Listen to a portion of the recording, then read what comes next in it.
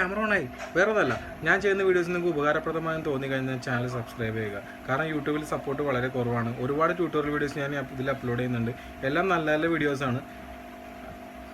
വീഡിയോസാണ്. അപ്പോൾ channel subscribe ചെയ്യുക. ഓക്കെ.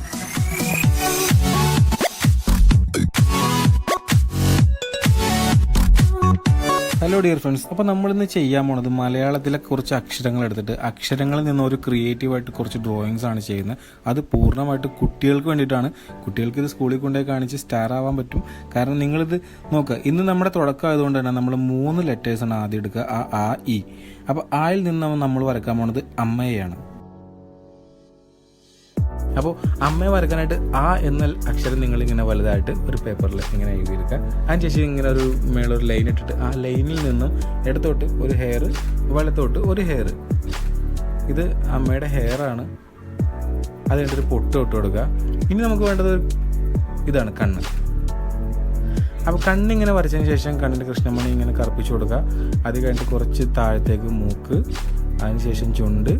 അപ്പോൾ മുഖത്തിൻ്റെ ഷേപ്പ് ശരിയായില്ല എന്നുണ്ടെങ്കിൽ നിങ്ങൾ 2ാമത് വരച്ച് നോക്കുക, 3ാമതും വരച്ച് നോക്കുക, 4ാമത് വരച്ച് നോക്കുക. ചിലപ്പോൾ 10 പ്രാവശ്യം വരക്കുമ്പോഴായിരിക്കും ഒരു തവണ ശരിയാവുക.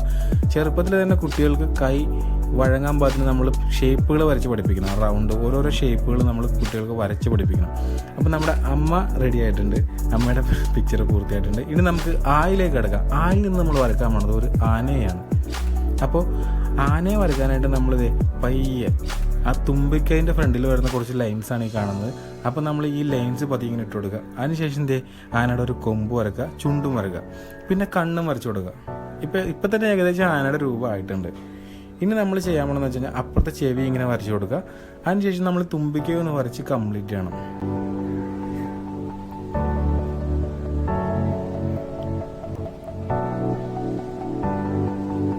ഓക്കെ, തുമ്പിക്കൈ കംപ്ലീറ്റ് ആയിട്ടുണ്ട്. ഇനി നമുക്ക് കാലുകൾ വരക്കാം.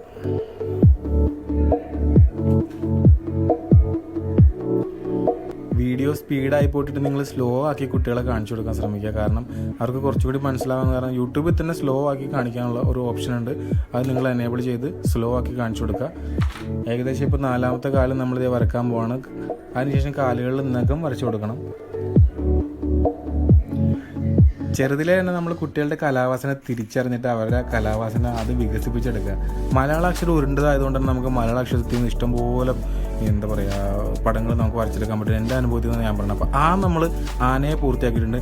ഇനിയാണ് നമുക്ക് സോഷ്യൽ മീഡിയയിൽ എനിക്ക് ഏറ്റവും കൂടുതൽ സപ്പോർട്ട് കിട്ടിയ ഒരു ചിത്രമാണിത്. ഈയിൽ നിന്നും നമ്മൾ വരക്കാൻ പോണത് ഇലയാണ്. ഓക്കെ, അപ്പോൾ ഈയിൽ നിന്നും ഇല എങ്ങനെ വരക്കണമെന്ന് നമുക്ക് നോക്കാം.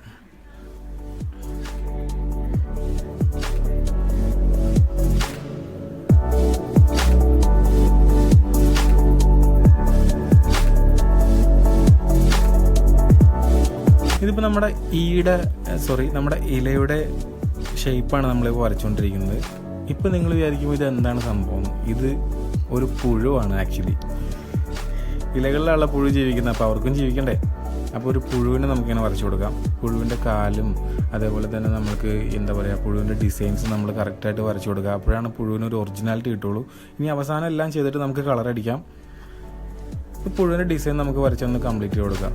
അപ്പോൾ കുട്ടികളത് സ്ലോ ചെയ്ത് കാണിച്ചു കൊടുക്കുക. ഇനി അപ്പുറത്തൊരു പുഴുവും കൂടി ഒളിച്ചിരിപ്പുണ്ട്, അവനെയും കൂടി നമുക്ക് വരച്ചെടുക്കാം. വാ, കണ്ടോ? ഇപ്പം തന്നെ ഏകദേശം ആ പടത്തിൻ്റെ ഒരു ഭംഗി നിങ്ങൾ നോക്കി. വാവ്, കളർ അടിക്കുമ്പോൾ നിങ്ങൾ ശ്രദ്ധിക്കുക, വലിച്ചു വാരി കളർ അടിക്കരുത്, ലൈറ്റായിട്ട് അടിച്ചാൽ മതി. ഓക്കെ, ഇപ്പോൾ ഈയിൽ നിന്നും ഇല പൂർത്തിയായി. Thank you so much.